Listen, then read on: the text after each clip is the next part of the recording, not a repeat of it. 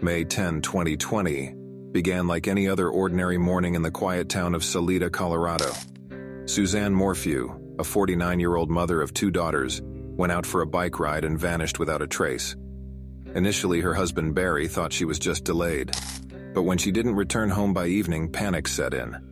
Barry reported his wife's disappearance to the police, and a search was immediately launched. Suzanne's bicycle was found abandoned by the roadside about half a mile from their home.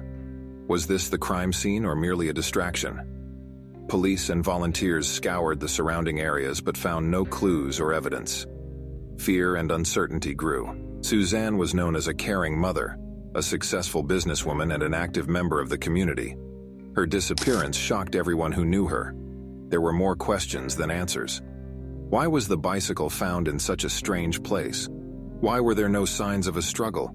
What could have happened to Suzanne? Meanwhile, Suzanne's husband, Barry Morphy, came under scrutiny. His actions following his wife's disappearance raised many questions. Why did he quickly start talking about her in the past tense, as if he was sure she was dead even though her body hadn't been found? Why did he sell their home and move the family to another state? And most importantly, could he have been involved in his wife's disappearance? Barry claimed that he was nearby on the day Suzanne disappeared, working on construction projects. However, his alibi seemed unconvincing. Neighbors recalled hearing loud arguments coming from the Morphy house in recent weeks.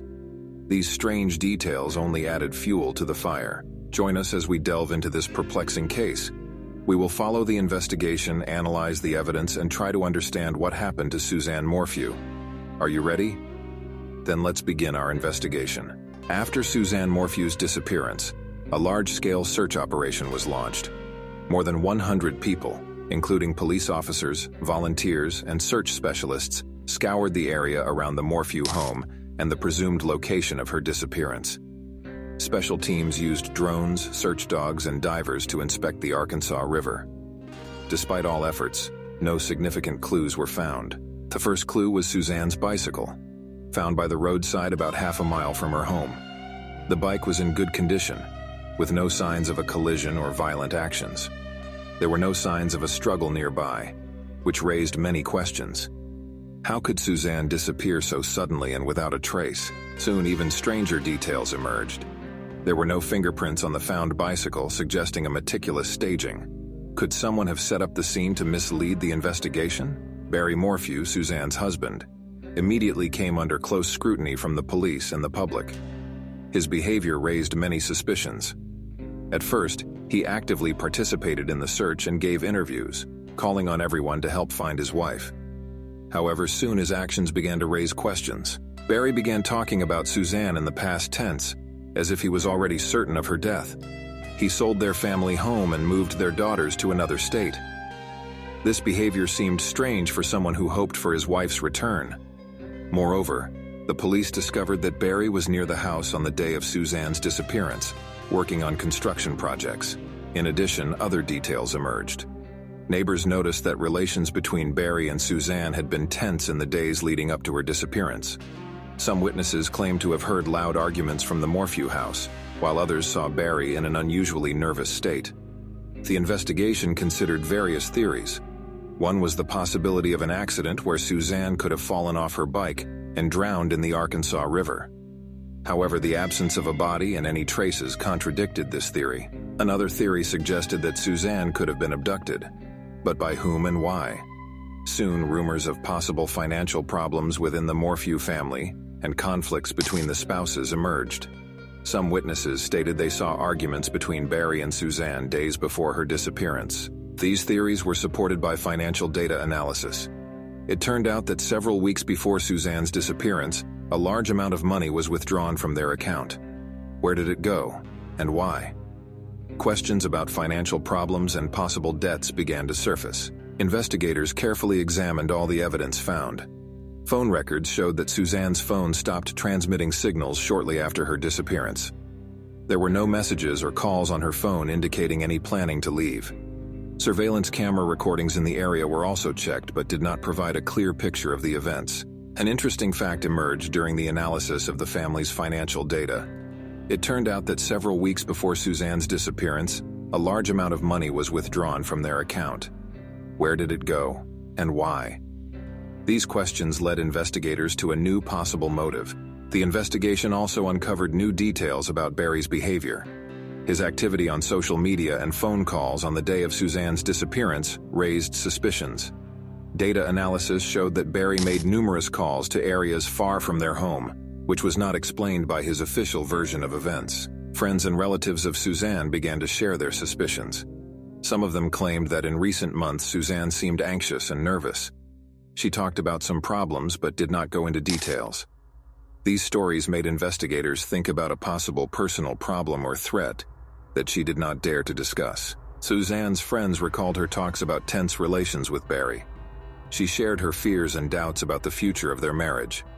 These testimonies heightened suspicions about Barry and his possible involvement in his wife's disappearance. In January 2021, the investigation took an unexpected turn. The police arrested Barry Morphy on charges of murdering his wife.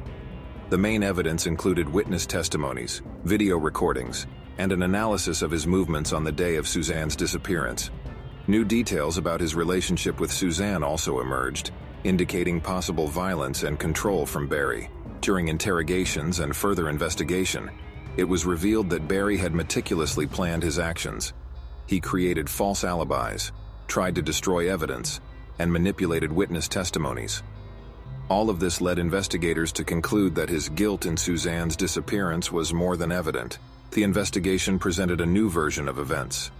On the day of Suzanne's disappearance, a quarrel between the spouses led to a tragedy.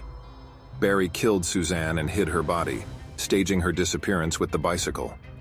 To cover his tracks, he meticulously planned his actions and created false alibis. One of the key pieces of evidence was a video from surveillance cameras showing Barry disposing of items in trash bins in different parts of the city. The police found these items and discovered traces of Suzanne's blood on them. Analysis of Barry's mobile phone showed that he was in the locations where these pieces of evidence were found, which completely contradicted his alibi. During intense interrogations, Barry began to get tangled in his statements. Under the pressure of evidence and witness testimonies, he made a partial confession, claiming that Suzanne's death was accidental and resulted from an unfortunate incident. However, investigators were convinced it was a premeditated murder. Barry claimed that a conflict between him and Suzanne escalated out of control. He tried to convince investigators of his innocence, citing emotional stress and a coincidental series of events. However, the contradictions in his statements and the numerous pieces of evidence indicated that his version of events did not hold up.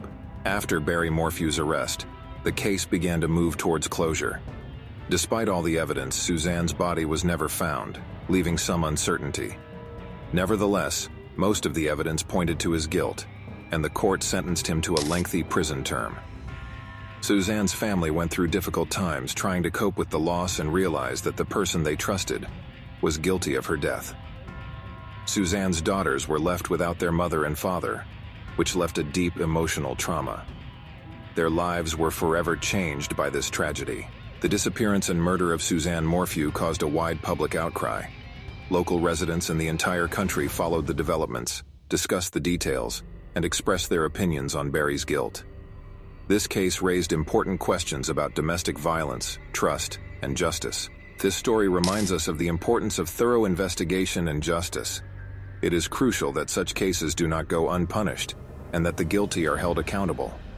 This helps maintain faith in the justice system and protects society from similar crimes in the future. Subscribe to the channel, like the video, and comment with your thoughts on this convoluted and tragic story. What do you think happened? What are your theories? Your opinion is important to us.